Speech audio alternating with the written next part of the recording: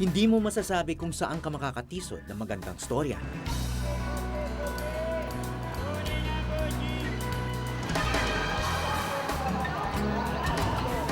Isang araw, bago magpasko, sa MRT station sa may dulo ng EDSA, may nakilala akong magpartner sa hanap buhay. Abagan, talon! Oh, kayo. Yan. Lagan, ha? Lagan, dali, bilis. Oh, hindi ka pa. Tulak mo, masakit na yung likod mo. Tayo, bilis. Kamay mo siya, abagan, kamay. Ay, isa. Kiss, kiss, kiss. Kiss mo, kiss. Apil, ulit. Oh, kung talaga, kiss mo ako. Ilang taong ding walang trabaho si Mang Seryo, hanggang sa matapos niya ang training kay Habagat nitong Agosto. Namamas ko po, aso. Ito, pulutin kaya pila, tapos lagay sa basket, ha? Pulot ang pila yan, pulot. Lagay sa basket, dito. Lagay sa basket. Yun, okay, dapat. Upo. Okay. Hindi yan pakilimos yung ginagawa namin. Kasi ang aso ko, may talent. Kaya ang taong manood na papaligaya sila, pusa silang nagbibigay. 1 plus 1. Dali na, answer na. 1 plus 1. Okay. Yan, okay. Nagbibigay sila ng saya, kahit mismong si Mang Seryo ay hindi nakakaramdam nito. Masama nga sa loob ko na wala sila.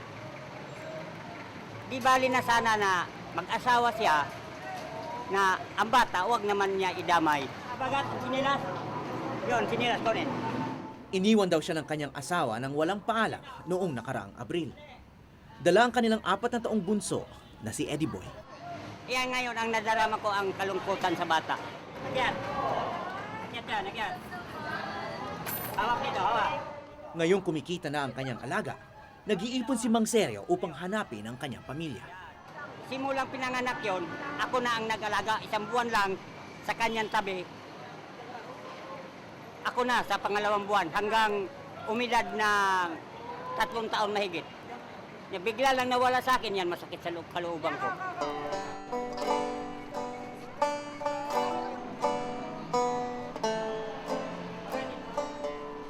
Ang tangi niyang konsuelo ngayon, ang kanyang matalinong alaga. Malaking ang utang na loob ko dito sa aso ko. Dahil siya na ngayon ang kinukunan ko ng pagkain namin. Kasama ko siyang matulog sa loob ng kulambo kaming dalawa.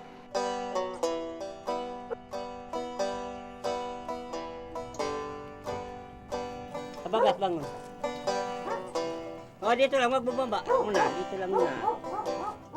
Ayusin ko itong kulambo natin.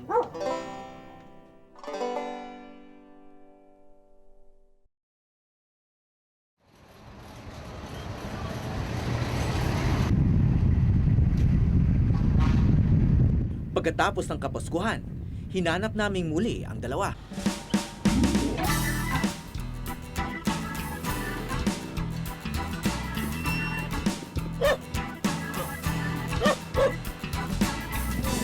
Saan ba nakatira si Mang Seryo, yung may aso? Doon pa yun, ano? Yung aso na ano?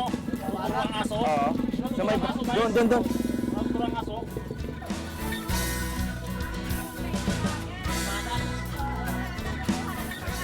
Ano? Bibili ka ng pagkain ng aso niya. Sino? Yung aso, sa bagat.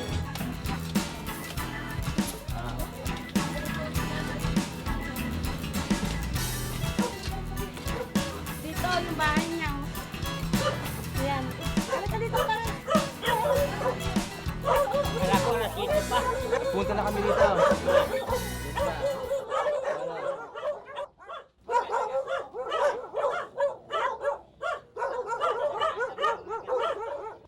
O may tuta pa kayo ngayon. Oo, kapatid ni Nikon, ginawa ko. Kapatid ni Habagat yan. Kapatid ni Habagat? Oo. Harap dito, harap. Harap, mayroon ano. Opo. Pero. Tama na, huwag magalit. Ilang buwan pa lang silang naninirahan dito sa Baseco Compound sa Tondo. Kaya ito, wala naman akong kaya. Nakikitira lang ako dito eh. Yan eh. Ang kanilang munting tahanan, bakanting babuyan na nakaharap sa Manila Bay.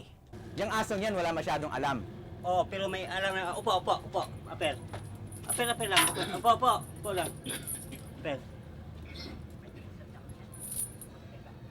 Pero matuturo nito sa katagalan.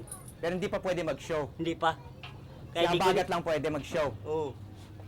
Tsaka mga mananakmal pa ng tao. Ito ang pedigree. Mabigat siya na ito ang pinapakain ko eh. At saka matibay siya. Parang hindi napapagod maghapon. Siyempre, naghahanap buhay, kailangan pakainin na maayos, no? Oo. Kung sa Alabang, nagpalimos lang daw to. Ngayon Madalas, ang pinsang si Julianito lang ang bisita niya rito. Nung sa fishing pa to, sa fishing boat pa, may alaga na siyang 5'5", marunong mamalingki. Kasama kayo sa fishing boat? Oh, dati sa Arabica, chief cook siya namin. Huwag mo na, yan. Bagat, huwag magalit. Sa oras ng kalungkutan, lahat tayo nangangailangan ng kaibigan. Hindi ko na hahabulin na kukunin ko pa siya, yung si Amy, yung asawa ko, hindi na. Ang akin lang na ang bata kumilala sa ama. Matandaan pa siguro ako kasi umalis sila, Abril pa lang eh. Wala pang 1 taon eh. Makilala pa ako sa bata kung makita ako. Sa paghahanap sa nawawalang anak, walang ibang maaasahan si Mang Seryo, kundi ang kanyang aso.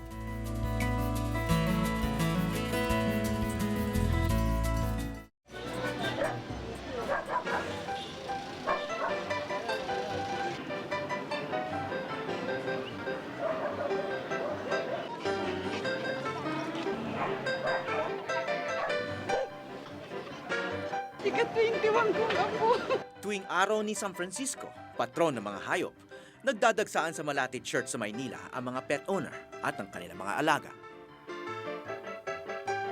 Halos lahat daw ng aso rito mga imported o mamahaling uri. May pedigree ika nga. Ang iba pa mga aso ay askal o native kung tawagin.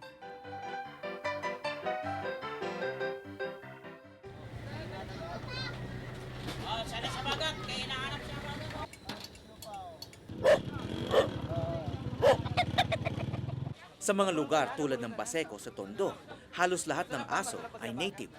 Kung pagka talagang gipit yung tao, binibenta nila yung aso nila, kinakama. Kasi yung mga imported na aso, madaling turuan. Kasi yung askal, kasi tinataboy ng mga ibang tao, siyempre pinapalo. Eh hindi kagaya ng ibang imported na aso, talagang tinuturuan talaga. Alaga masyado. Kasi pag nakita rito yung mga aso dyan, binabato kasi tumatay kahit saan-saan. Bakit yung imported hindi tumatay? Pero ano mas matalino? Matalino yung Pilipino ha? Oo, siyempre. Kahit saan mo ilagay yan. Mas madaling turuan ng native? Bakit? Kaysa imported? Native, Tagalog na Tagalog eh. Imported English karamihan. So ang imported, English dapat ang pagturo doon. English, kaya hindi pwedeng Pilipino ang magturo sa imported. Ganun ba yun? Nakakaintindi ng lingwahe ang aso? Ayan siya agad. Introducing ang pinakapamosong askal sa Baseco.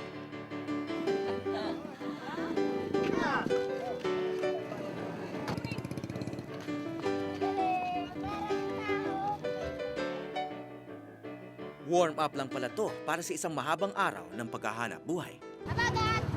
Abagat!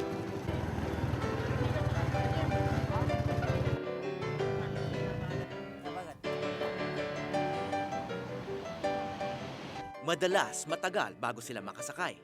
Ayaw ng driver. Ha? Ayaw ng driver. Ayaw magpasakay nga dahil sa kaya bagat.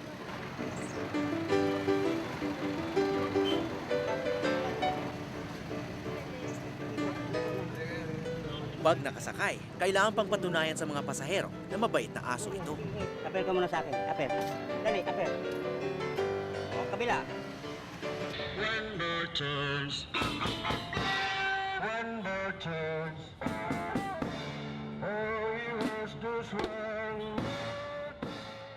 Lumang tugtugin na ang mga combo sa Plaza Lacson sa Santa Cruz. Pero para sa karamihan dito, ngayon lang sila nakakita ng asong naglalakad sa 2 paa.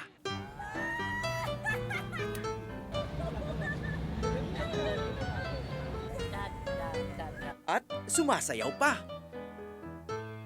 Kaya ito ng mga imported na K9 unit ng pulis. Hindi imported yan. Hindi imported. Bakit kung native ba, hindi pwede maging Bakit matalino? ganito? Hindi. Ano din, natuturuan. Yan yung nasa natuturo. Yun. Yan pa. Dito. Yan. Yan, dito. Dito. Yan. Tama. Oo. Hello. Ito mo na. Apilan mo siya. Apilan. Kamay mo siya. Kamay. Kamay. Mas yata yun ah. Pwede bigay kayo ng 20. Bakit? Natutuwa lang ako. Mahilig sa aso. May aso din ako eh. Kaya tayo, kailangan sa atin dumiskarte tayo para mabuhay tayo. Kaya ito ngayon ang diskarte ko. Tinuturuan ko si Habagat. Kaya ang tao, palamunin mo, wawalang ngayon ka pa. Kaya ang aso, pakainin mo, makakatulong pa. Mamahalin ka talaga sa aso.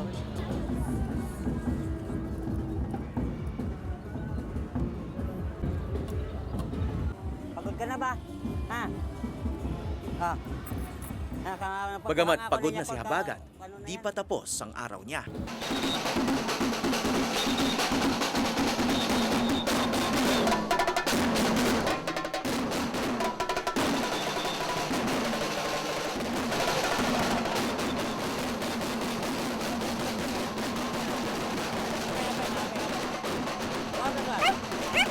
Po.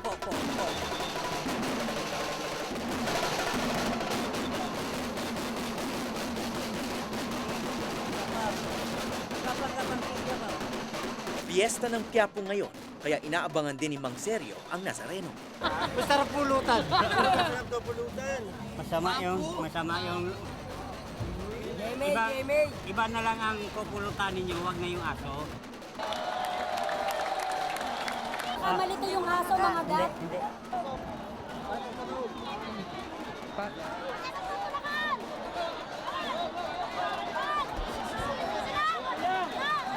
Sana bigyan si Habagat ng mahabang buhay.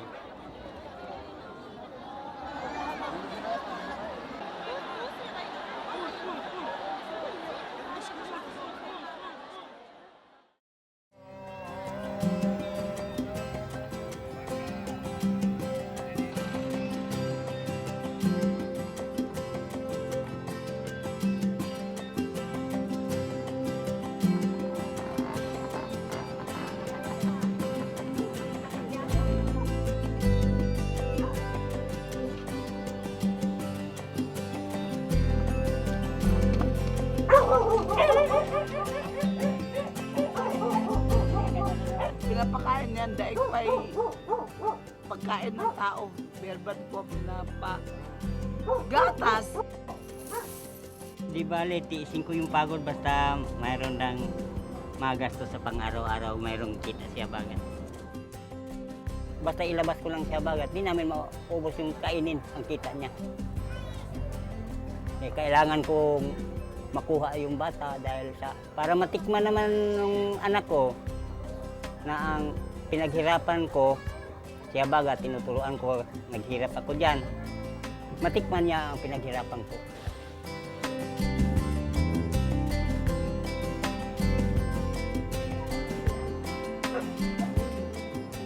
Ang kanyang alaga at bagong kabuhayan ang nagpapalakas ng loob ni Mang Seryo. Kahit papaano may natatanaw na siyang pag-asa. Naniniwalang palapit na ang araw kung kailan muli niya makakapiling ang kanyang bunso.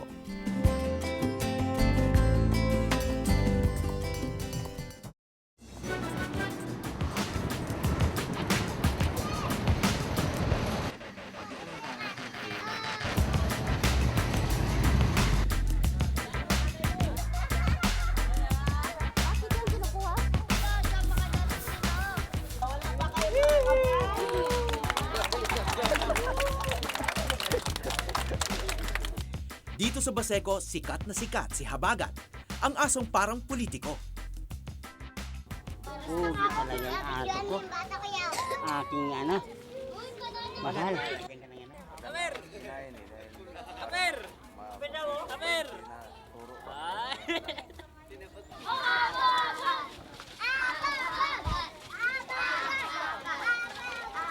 Sige, lakad.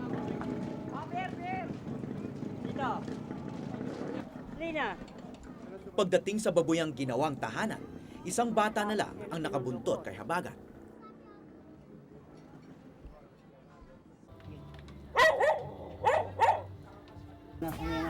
Bilig, bebe. Si Alvin, ang panganay ni Mang Seryo, at ang naglayas niyang misis.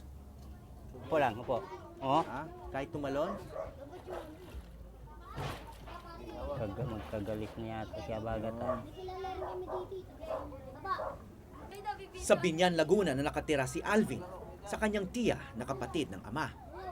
Mabasa yung paano mo, short mo. Sige, sagwan Ben, punta doon, yan. Yan, kaliwa yan. Yeah, yan, paikot dito Ben, paikot, ganon. Simula na magkahanap buhay si Mang Seryo at Habagat, halos linggo-linggo pumupunta si Alvin dito.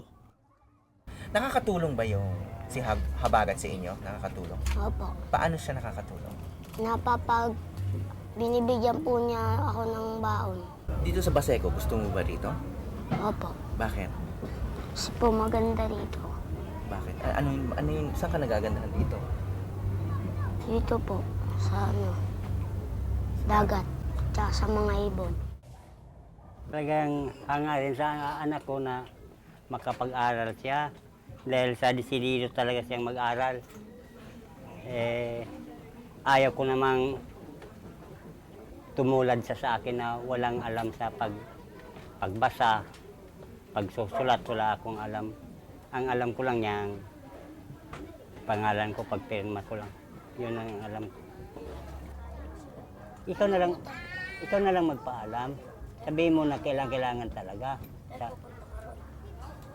Pupunta ako bukas na paghapon.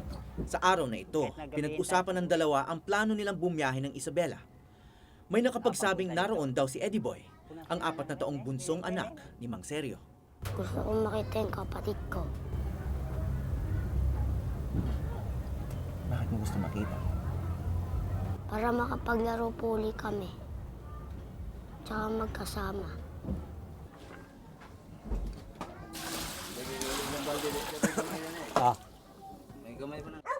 Bago makapaglakbay, kailangan madagdagan ang budget. Pero hindi basta-basta makakalabas si Habagat.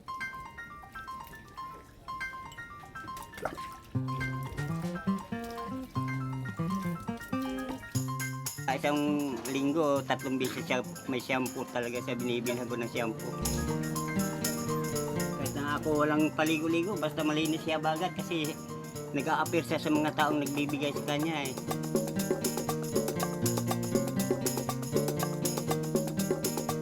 Huwag mo na ha, huwag mo na. Ay, naku, talaga oh. Para sa spa, talo pang spa. Oh. Dali na, akit na. Chef. Ito, akit dito oh, para ano, matuyo agad. Ito oh. Tayo dyan. Yan. Salin yan sa tao eh, pagkabagong palito. Gwapo naman siya bagat. May pagkagwapo talaga yung aso niya. Baba. Sa katabing bahay, iba naman ang buhay ng aso. Akit. Kaya ganyan ang kulay niyan. Dahil sa pintura sa lata, siya na lang ang nagamot sa sarili niya.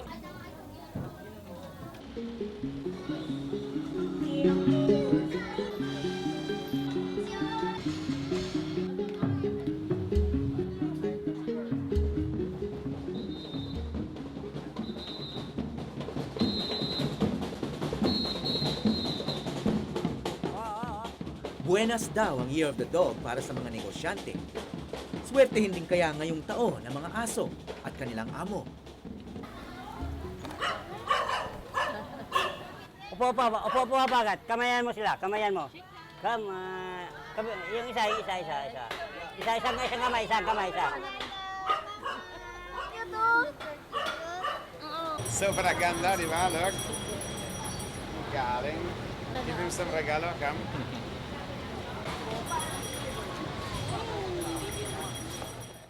The Year of the Dog. Ang isang turista ay pinagmalaki ang imported niyang alaga na natameme ng magpakitang gilas na si Habagat. Po. Ayan. Sit down. Po. Apel. Well. 1 plus 1. Second. 1 plus 1. Sagot. 1 plus 1. 3. Answer. 1 plus 1. Answer agad, ha? Okay. 5 minutes to. How about you? Upo. 2 plus 2. Upo. Apel mo siya, Habagat. Apel mo siya, apel. Apel. Ganon, sige. Apil. Ayun. Matalino talagang aso eh, no? Mahal niya yan. Huwag niya salbahihin. Mahal na mahal ko yan. Katabi ko matulog yan. Okay, ako 100 pesos. Na? Yan naman lang. Oo. Pagkapangin natin para maniwala ka. Talaga naman mababait ang mga aso eh. Saka matatalino yan, maamo. Saka tapat yan sa amo. Nagliligtas yan ng amo. Mahirap o mayaman man, ang mga dog lover di maubusan ng kwento tungkol sa kanilang mga aso.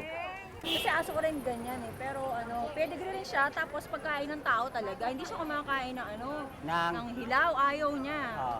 Yan, kung nagsawa na siya sa corn beef, bibili ko na sa restaurant ng 35 ang isang order. Yung beef steak na baka. Yung aso ko naman, tilapia. Tsaka piritong bangus. Ang tilapia, nakakapatay ng aso yan dahil ang tinik niyan matulis. Ay, hindi. Hinihimay Ay, mo siya. hinihimay mo? Oo. Alam mo na may aso ko, nagkakape yun. Ito, nagkakape. Hindi. Sige, kunin mo. Sinilas. Dalhin dito. Sige. Balikan mo isa.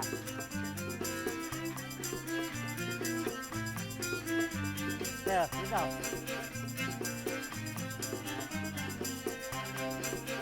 Kunin mo yung kira, pulot. Dalhin dito, dalhin. So, dito lagay.